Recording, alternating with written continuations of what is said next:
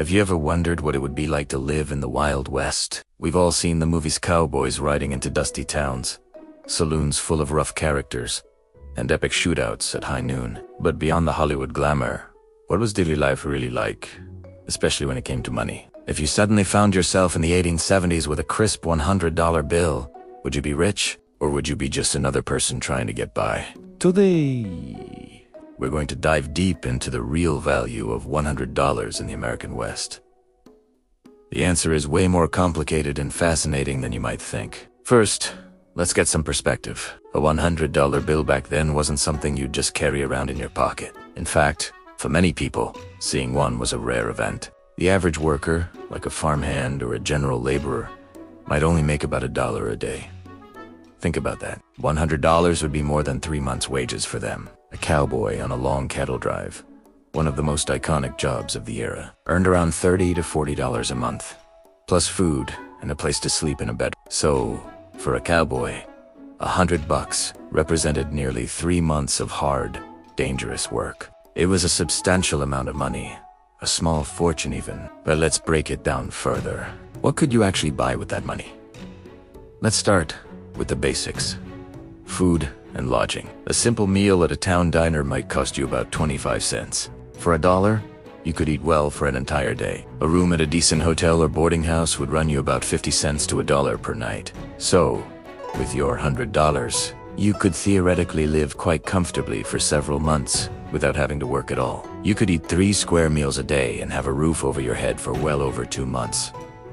That sounds pretty good, right? Now, let's talk about some of the bigger purchases. Land was the ultimate prize for many settlers heading west.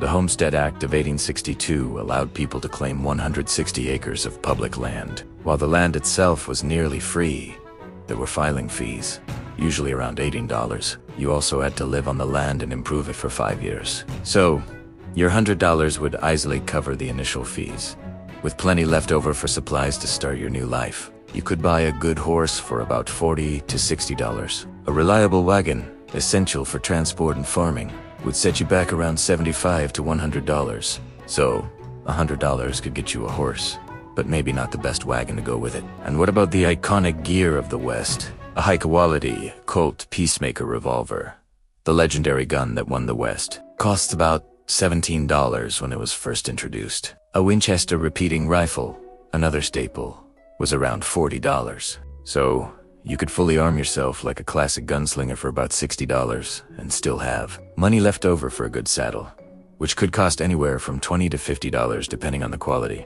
A sturdy pair of Levi Strauss blue jeans, which were originally made for miners and laborers, would cost you about $1.25. A good pair of cowboy boots might run you $5 to $10. You could outfit yourself from head to toe in quality gear and still have change from your $100 bill. However, the value of money was not the same everywhere. In a settled town with a stable economy, your $100 would go a long way. But out in a remote mining camp during a gold rush, things were completely different. This is where inflation hit hard. In a boomtown, demand for basic goods was incredibly high, and supply was low. A simple shovel that might cost $1 back east could sell for $10 or more. A single egg could cost $1.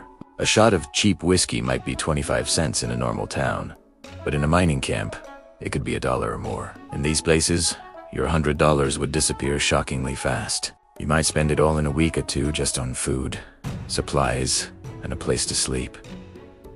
So, was $100 a lot of money? The answer is yes and no. It all depended on who you were and where you were. For a working class person, it was a significant sum, enough to start a new life or live comfortably for a few months. It could buy you land, tools, and the means to defend yourself. But in the volatile boom-and-bust economy of a gold rush town, it could be gone in a flash.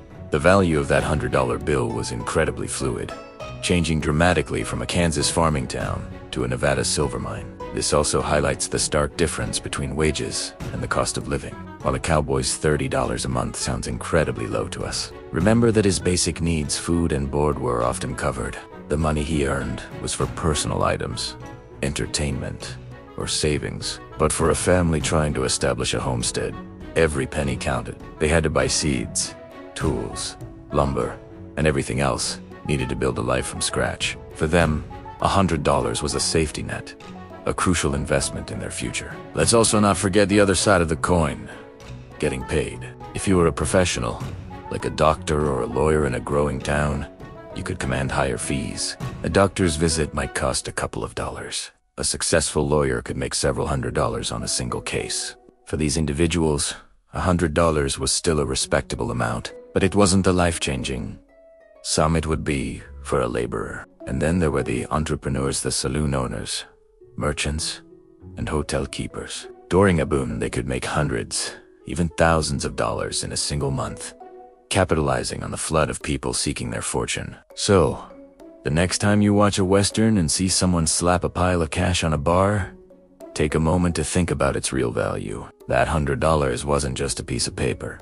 It was a ticket to a new beginning for a homesteader. A few months of hard-won wages for a cowboy, or just a week's worth of expenses for a miner hoping to strike it rich. The story of money in the Wild West is as wild and unpredictable as the land itself. It's a powerful reminder that value is all about context. And $100 could mean the difference between poverty and prosperity, survival and starvation. Thanks for joining me on this trip back in time. If you found this interesting, make sure to like this video and subscribe for more deep dives into history. What other historical money questions do you have? Let me know in the comments below. See you next time.